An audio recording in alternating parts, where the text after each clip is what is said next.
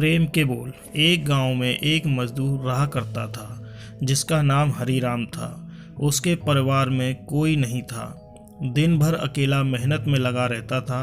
दिल का बहुत ही दयालु और कर्मों का भी बहुत अच्छा था।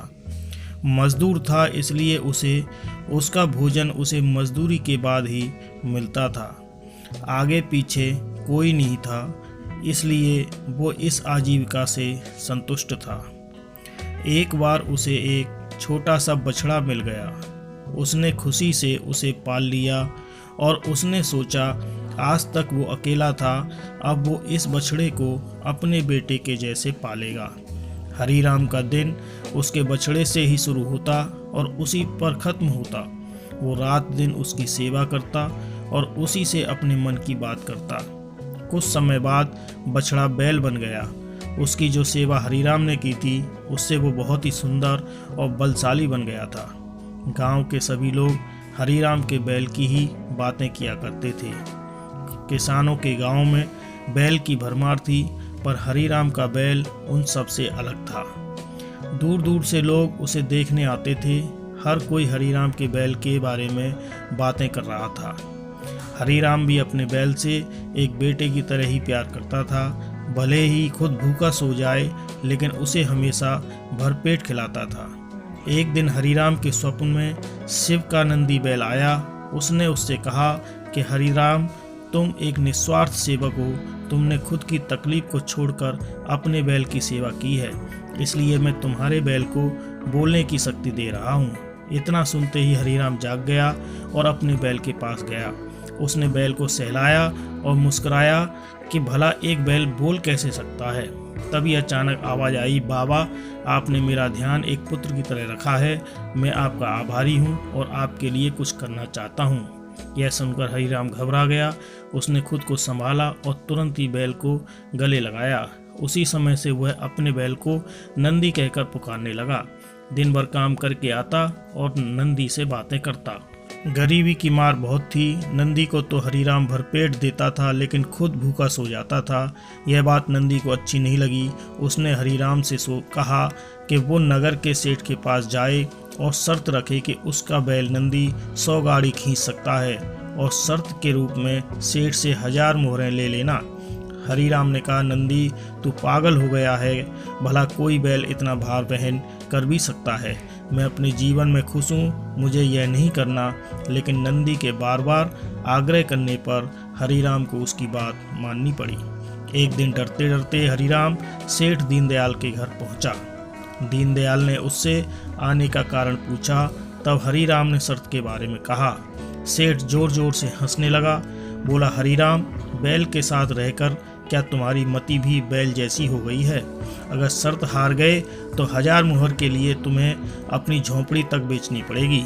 यह सुनकर हरीराम और अधिक डर गया, लेकिन मुंह से निकली बात पर मुकर भी नहीं सकता था।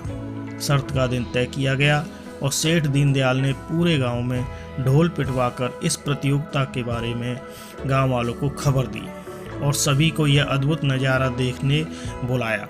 सभी खबर सुनने के बाद हरीराम का मजाक उड़ाने लगे और कहने लगे कि यह शर्त तो हरीराम ही हारेगा।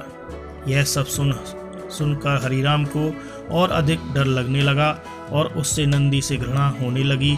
वो उसे कोसने लगा, बार बार उसे दोष देता और कहता कि कहाँ मैंने इस बैल को पाल लिया। मेरी अच्छी भली कट रही थी, इसके कारण सर की छत से भी जाऊंगा और लोगों की थू थू होगी वो अलग। अब हरीराम को नंदी बिल्कुल भी रास नहीं आ रहा था। वह दिन आ गया जिस दिन प्रतियोगिता होनी थी। 100 माल से भरी गाड़ियों के आगे नंदी को जोता गया और गाड़ी पर खुद हरीराम बैठा। सभी गांव वाले यह नज़ारा देखकर हंस रहे थे और हरीराम को बुरा भला कह रहे थे। हरीराम ने नंदी से कहा, देख, तेरे कारण मुझे कितना सुनना पड़ रहा है। मैंने तुझे बेटे जैसे पाला और तूने मुझे सड़क पर लाने का काम किया। हरीराम के ऐसे घृणित शब्दों के कारण नंदी को गुस्सा आ गया और उसने ठान ली कि वो एक कदम आगे नहीं बढ़ाएगा और इस तरह हरीराम शर्त हार गया। सभी ने उसका मजाक उड़ाया और उसे अपनी झोंपड़ी को सेठ देनी पड़ी। अब हरीराम नंदी के कारण मंदिर के बाहर खड़ा पड़ा था और नंदी के सामने रो रो कर उसे कोस रहा था। उसकी बातें सुन नंदी को सहा गया और उसने कहा, बाबा हरिराम, यह सब तुम्हारे कारण हुआ। यह सुन हरिराम चौंक गया। उसने गुस्से में पूछा कि क्या किया मैंने? तुमने भांग खा रखी है क्या? तब नंदी ने कहा कि तुम्हारे प्रेम के बोल के कारण ही हुई।